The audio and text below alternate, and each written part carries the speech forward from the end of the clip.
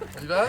Allez, hop, très bien. Inauguration par le ministre de la Santé en personne du centre de soins non programmés des Sables d'Olonne. Une préfiguration de ce que prévoit de faire le gouvernement sur l'ensemble du territoire avec les SAS, les services d'accès aux soins, proposés dans le cadre du Ségur de la santé. La Vendée est un des territoires dans lequel nous avons fait le choix d'expérimenter demain le service d'accès aux soins. Et ce que nous visitons aujourd'hui, c'est une préfiguration de ce que sera ce service d'accès aux soins. La responsable très dynamique me disait tout à l'heure qu'elle espérait peut-être 10 à 15% de patients en moins aux urgences à terme, ce qui serait évidemment une bonne nouvelle.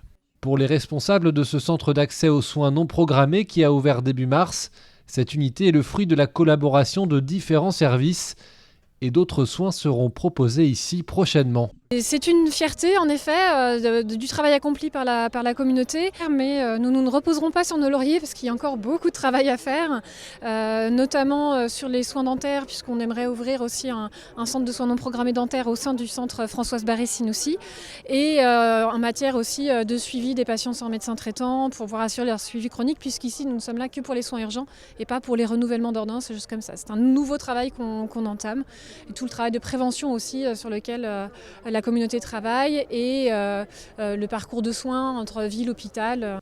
Pour l'hôpital des Sables d'Olonne, situé à quelques mètres de ce centre de soins non programmé, trop tôt encore pour faire un bilan sur le désengorgement des urgences, mais beaucoup d'espoirs sont fondés sur cette nouvelle unité.